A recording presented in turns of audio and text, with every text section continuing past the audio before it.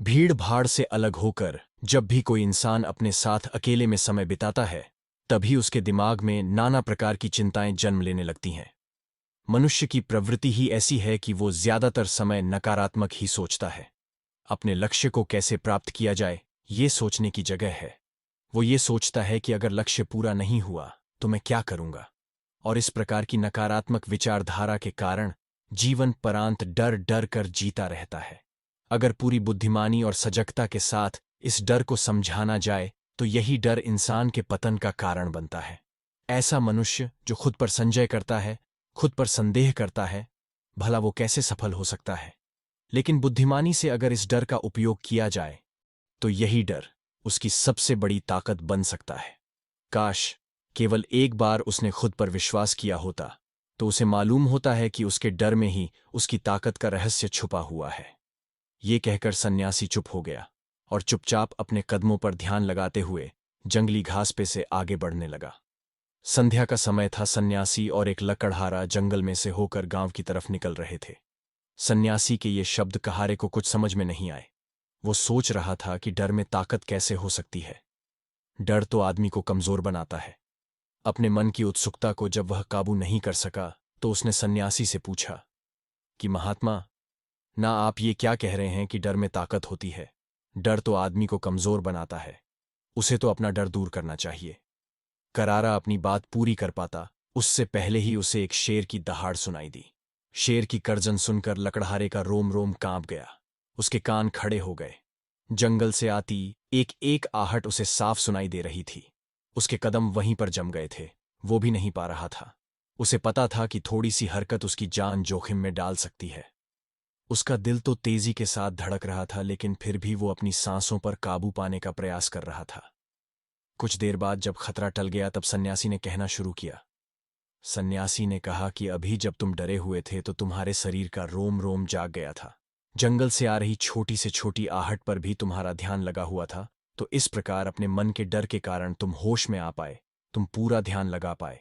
इससे पहले जब तक तुम्हें शेर की दहाड़ सुनाई नहीं दी थी तब तक तुम अपने विचारों में खोए हुए थे।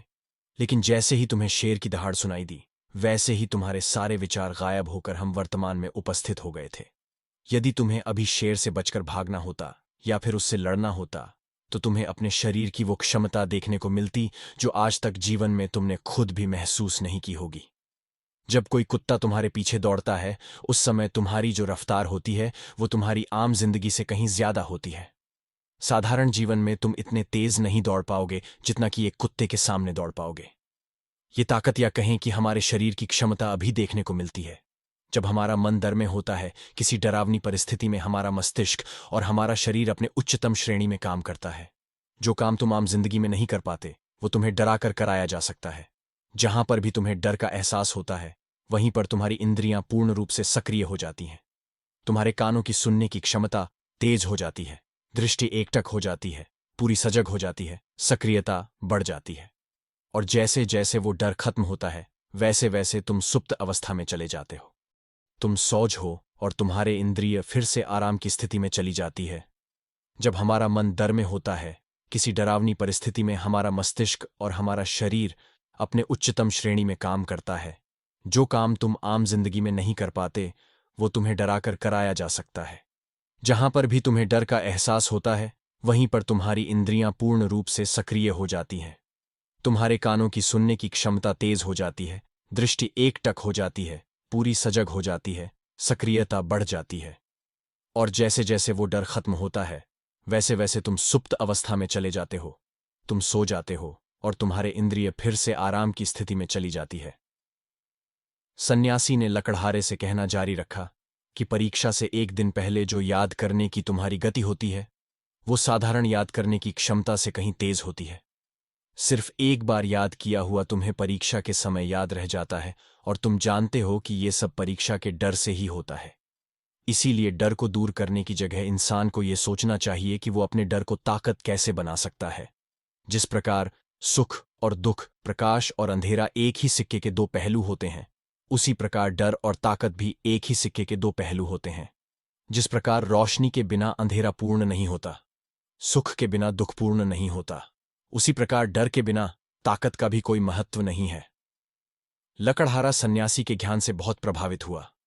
उनके चरणों में नतमस्तक हो गया और उनसे पूछा कि महात्मा, अंधेरे को तो दिया जलाकर रोशनी से भरा जा सकता है, लेकिन अपने डर को ताकत में कैसे बदले? इसके लिए कोई उपाय बताएं। इस पर सन्यासी ने कहा कि डर दो प्रकार के होते हैं। सबसे पहला मानसिक डर और दूसरा शारीरिक डर। सन्यासी ने लकड़हारे को समझाते हुए कहना शुरू किया कि मान लो तुम्हें जंगल से होकर गुजरना है और अचानक तुम पाते हो कि तुम्हारे मन में शेर का ख्याल आ गया। अभी तक प्रत्यक्ष रूप में शेर तुम्हारे सामने नहीं आया है, ना उसकी दाढ़ सुनाई दिए, मतलब दूर दूर तक कोई अंदेशा नहीं है कि जंगल शेर मौजूद है, लेकिन शेर का ख्याल आने से तुम्हारे मन में एक डर पनप गया। अब तुम्हारा उठने वाला एक एक कदम उसी डर से अभिभूत होगा। हर समय तुम्हारे मन में यही ख्याल चलेगा कि कहीं शेर ना जाए।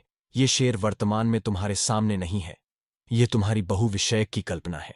इसी प्रकार जो मनुष्य अतीत और भविष्य की चिंताओं में डूबा रहता है, वो मानसिक डर का शिकार होता चला जाता है। इसी विडंबना के कारण वो अपने जीवन में जीतने भी निर्णय लेता है। वो सारे मानसिक डर से ग्रसित होते हैं। इसीलिए ज्यादातर मनुष्य पूर्ण रूप से अपने निर्णय पर भरोसा नहीं कर पाते हैं, और यही निर्णय या फिर फैसले जो आधे मन से लिए जाते हैं, मनुष्य के कार्य को पूरा नहीं होने देते। लेकिन ये भी सत्य है कि मानसिक डर के कारण ही इंसान अपनी तैयारी पूरी करता है। अगर तुम्हारे मन में शेर का ख्याल नहीं आएगा, तो तुम शेर से सुरक्षा के लिए कोई भी कदम नहीं उठाओगे। लेकिन अगर तुम्हें शेर का ख्याल आ गया, तो तुम उससे सुरक्षा के लिए कोई ना कोई तरीका जरूर अपनाओगे। तो इसीलिए मानसिक डर बेकार नहीं होता, वो आपकी सुरक्षा और ज्यादा मजबूत भी करता है।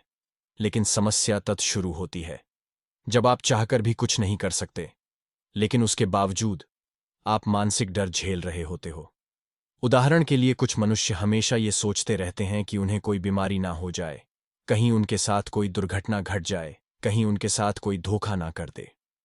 लेकिन इन सब घटनाओं पर उनका कोई जोर नहीं होता है, ये उनके हाथ में नहीं होता है। अगर दुर्घटना होनी होगी तो होगी ही, अगर बीमारी होनी होगी तो होगी ही।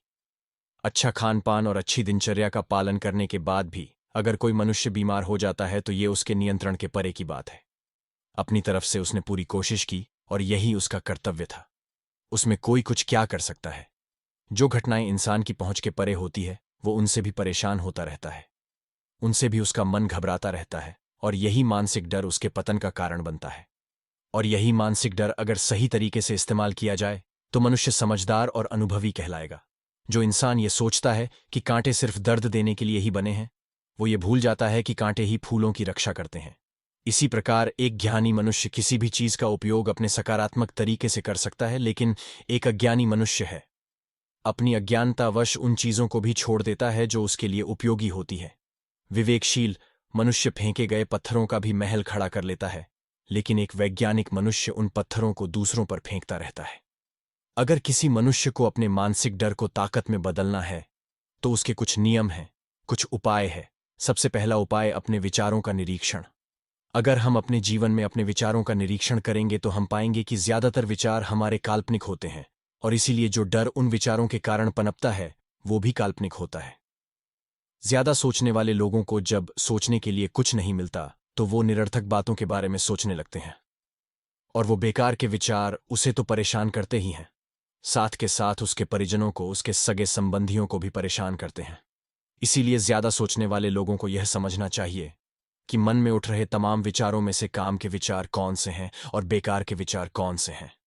जो निरर्थक विचार हो उन्हें दूर करते जाओ, और जो सार्थक विचार हो उनको गहराई से सोचना शुरू करो। मानसिक डर को दूर करने का दूसरा उपाय है उसका सामना करना। इसका मतलब यह नहीं है कि तुम शेर के सामने जाकर खड़े हो जाओ, बल्कि इसका मतलब यह है कि पूर्ण सुरक्षा के साथ तुम जंगल में जा रहे हो। यदि जंगल में जाना बहुत आवश्यक है, तो तुम शेर के डर से अपने घर पर नहीं बैठ सकते हो। इसी प्रकार मनुष्य के जीवन में बहुत सारे डर होते हैं, जैसे कि परीक्षा का डर, लक्ष्य न पाने का डर, झूठ बोलने का डर, सच के पता लग जाने का डर, अपनों को खो देने का डर, दुर्घटना हो जाने का डर। लेकिन जैसे जैसे समय के साथ इन डरों का सामना किया जाता है, वैसे वैसे ये डर जीवन से दूर होते चले जाते हैं। अगर तुम इनसे बचने का प्रयास करते हो, तो ये जीवन भर तुम्हें सताते रहेंगे। तभी दूर हो सकते हैं जब तुम इनका सामना करो।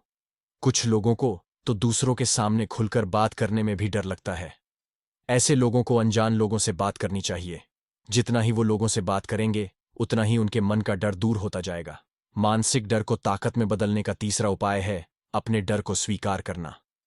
बहुत से लोग अपने जीवन में अपने डर को स्वीकार ही नहीं कर पाते।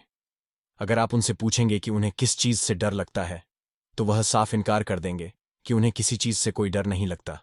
लेकिन दूसरों की नजरों में ऊंचा उठने के लिए ये झूठ उन्हें बहुत महंगा पड़ता है। अगर वो अपने डर को स्वीकार करना नहीं सीखेंगे, तो वो जीवन पर्यंत उस डर से मुक्त नहीं हो पाएंगे। इसीलिए समझदारी इसी में है कि अपने डर को स्वीकार कर लिया जाए। अगर आपको किसी चीज से डर लगता है, तो किसी से शर्माने की या झिझकने की जरूरत नहीं है। हर मनुष्य को, हर इंसान को किसी ना किसी चीज से डर लगता ही है। और आप पाएंगे कि जैसे ही आप अपने डर को स्वीकार करते हैं, वैसे ही आपका डर खत्म होना शुरू हो जाता है। और जितना ही आप अपने डर को छुपाने की कोशिश करेंगे, आपका डर उतना ही मजबूत होता चला जाता है। ये सारे तरीके तुम्हारे मानसिक डर को दूर कर सकते हैं, लेकिन शारीरिक डर को दूर करने के लिए तुम्हें दूसरे तरीके अपनाने होंगे। सबसे पहले ये समझो कि शारीरिक डर कौन सा होता है। मान लो तुम किसी जंगल से गुजर रहे हो और अचानक तुम्हारे सामने शेर आ जाता है। तुमने पहले नहीं सोचा था कि शेर तुम्हारे सामने आ सकता है, लेकिन जब वो तुम्हारे सामने आता है, तो तुम्हारी सारी शारीरिक गतिविधियां शिथिल हो जाती है। तुम्हारी सांसें अटक जाती हैं, मस्तिष्क काम करना बंद कर देता है और तुम्हारा दिल तेजी के साथ धड़कने लगता है। तो इसीलिए जब बिन सोची बात हमारे साथ घटित होती है, तो हमारा शरीर उस डर को महसूस कर पाता है और वही शारीरिक डर कहलाता है। ऐसे समय में शारीरिक डर को दूर करने के कुछ उपाय हैं, कुछ तरीके हैं। सबसे पहला उपाय तो यही है कि अपने ऊपर संयम रखें। इसीलिए यह समझो कि जीवन में कुछ भी घटित हो सकता है। तुम्हारी सोच से परे भी घटित हो सकता है।